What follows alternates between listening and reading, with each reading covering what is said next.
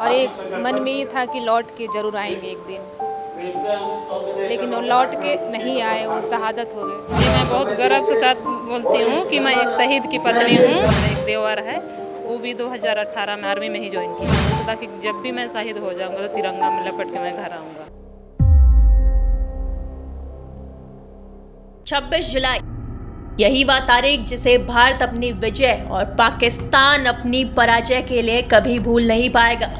भारतीय क्षेत्र में कारगिल की पहाड़ियों पर कब्जा करके 16,000 फीट की ऊंचाई पर दुश्मन सैनिक बेफिक्र बैठा था। करीब 3 महीने तक चली यह जंग 26 जुलाई 1999 को उन्हीं पहाड़ियों पर तिरंगे के साथ भारत माता की जय की गूंज सुनाई पड़ रही थी।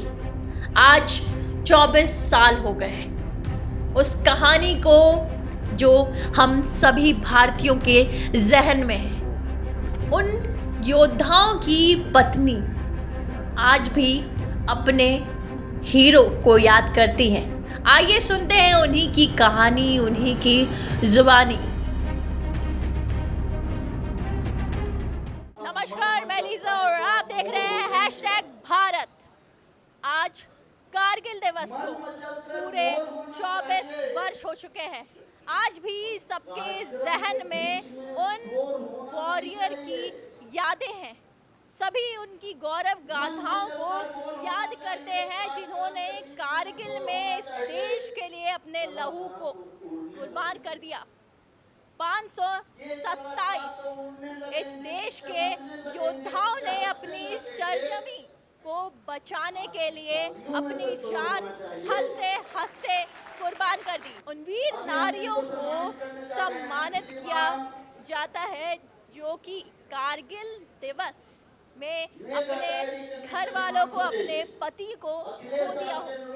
हम उन सभी योद्धाओं से भी जुड़ने की कोशिश करें, उनकी वीर नारियों से भी बात करेंगे कि आखिर हम उन कारगिल वॉरियर से भी बात करेंगे जिन्होंने कारगिल के युद्ध में अपने देश को जीत हासिल करवाई, दुश्मन के दांतों को खट्टा किया, दुश्मन से लोहा मनवाया। इस देश में जब जब बात होगी तो उनकी कहानी जरूर याद की जाएगी। आइए जुड़ते हैं उन तमाम लोगों से। एक सैनिक के जहन में सबसे पहले क्या चलता है जब वो वर्दी पहनते हैं? सैनिक के दिल में, मन में ये होता है जब वर्दी पहनते हैं, देश के लिए सर्वा जो अपने से हो सके, चाहे न्यौछावर कर देना पड़े जान की, उसके लिए वो तैयार हो। याद कारगिल दिवस है, किसे याद करते हैं, क्या कुछ चलता है जहन में आप लोगों? कारगिल विजय दिवस पाकिस्तान के द्वारा छेड़ा गया जो युद्ध था, उसको हम लोगों ने तोतिल की पहाड़ियों पर जो जीता है 26 जुलाई को, उसके याद में हम लोग मनाते हैं। और जो हमारे शहीद हो गए हैं उनको नमन करते हैं। जो अभी जीवित हैं, सैनिक लाइव हैं, उनको, वो भी हमारे आए हुए हैं, उनको हम लोग सम्मानित कर रहे हैं। इसी के लिए कारगिल दिवस पे जितने लोगों ने शहादत दी, उन्हें आज भी उनके साथी याद करते हैं। उन्हें आज भी उनकी गौरव गाथाओं को उनके साथियों के द्वारा याद किया जाता है। हम उस वीर नारी से जुड़ेंगे जिस वीर नारी ने अपने पति को खोया। क्या नाम है आपका? संध्या देवी। आपके पति कारगिल युद्ध में गए थे, क्या नाम है उनका? नायब सूबेदार नागेश्वर महतो। आज उन्हें पूरा देश याद कर रहा है, उनके बलिदान को याद किया जा रहा है। कैसा महसूस कर रही है आप? आज बहुत खुशी महसूस हो रहा है, अपने आप में सम्मान हो रहा है कि मेरे पति कारगिल युद्ध में शहीद हुए थे। जब वो लोग सरहद पे गए थे तब आपके मन में क्या चलता था? आप क्या सोचती थी? घर पे, घर को संभालना बहुत मुश्किल होता है एक वीर नारी के रूप में। आज भी आप मोर्चे पे खड़ी हैं। उसमें एक मन में डर भी था और एक मन में ये था कि लौट के जरूर आएंगे एक दिन, लेकिन वो लौट के नहीं आए, वो शहादत हो गए। आज भी उनके मोहब्बत को याद करती होंगी, आज भी जब अकेले बैठती होंगी तो उनकी याद आती होगी। हाँ, कि बहुत याद आती है। कितने बच्चे हैं आपके? हमारे 3 बेटे हैं। क्या करते हैं वो बेटे? बड़ा वाला पेट्रोल पंप संभाल रहा है, छोटा बीच वाला सीए है जो अभी यूएस में है, और छोटा वाला अभी तैयारी कर रहा है।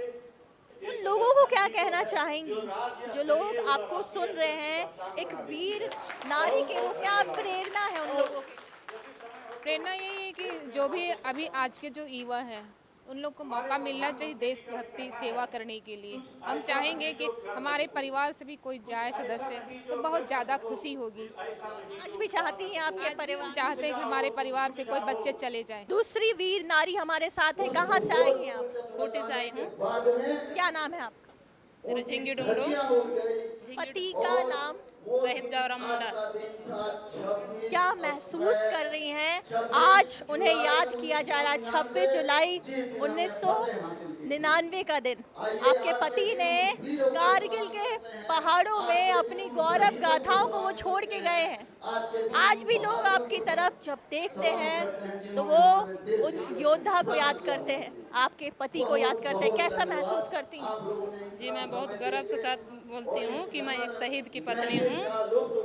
दुख तो हमें बहुत हुआ कि मेरे पति शहीद हो गए थे। 18 सितंबर 2016 में जब उड़ी में हुआ था, वही हमला में मेरे पति शहीद हो गए थे। घर में कौन कौन है?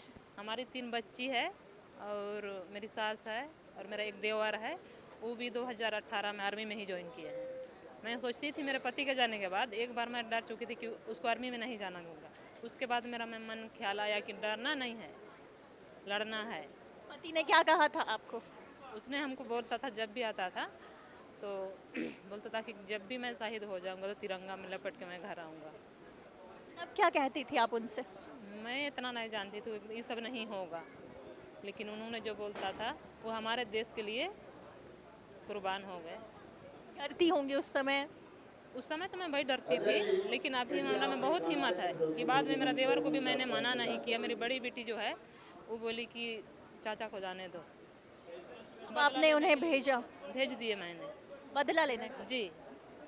अभी वो 12 बिहार में है, मेरा पति 6 बिहार में थे। क्या कभी लगा कि बेटियों को भी भेजा जाए आर्मी में? बिल्कुल, मैं सोचती हूँ मेरे बेटियों को सभी को मैं हो सके तो आर्मी अफसर बनाना चाहती हूँ। आर्मी अफसर बनाना चाहती अपनी बेटियों को? 3 बेटियां हैं, अपने पति को खोया है इन्होंने। हिम्मत रखिएगा क्योंकि आप एक वीर नारी हैं। आप ऐसे अगर अपने आप को देखेंगी, भावुक होते हैं, हम सभी भावुक होते हैं। लेकिन अंदर से मेरी बहुत हिम्मत है, मैं पीछे हटने वाली में से नहीं। चाहती हूँ कि मेरे बेटी भी आर्मी अफसर बन जाए तो बहुत बहुत हमको भी अच्छा लगेगा। चाहती हैं कि बेटियां देश का नाम रोशन करें। आर्मी में पति ने शहादत दी, देश को शहादत दी, इसके बावजूद चाहती है कि बेटियां हर मोर्चे पे जा कर के देश के लिए लड़े। 3 बेटियां हैं।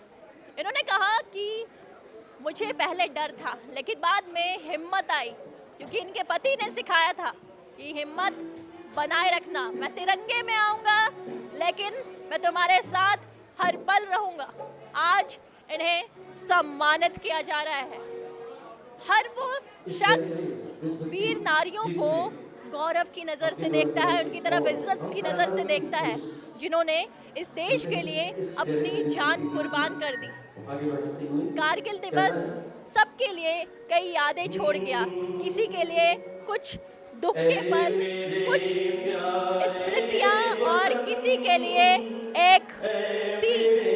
कारगिल वॉरियर की याद में कारगिल दिवस, जिन्होंने उस पहाड़ में अपने देश का तिरंगा दोबारा लहराया था। कारगिल की वादियों में आज भी उनके लहू कहानियां बहती हैं। ऐसी तमाम खबरों के लिए बने रहे #भारत न्यूज़ के साथ। कैमरा पर्सन सुजीत के साथ लीजा #भारत रांची से।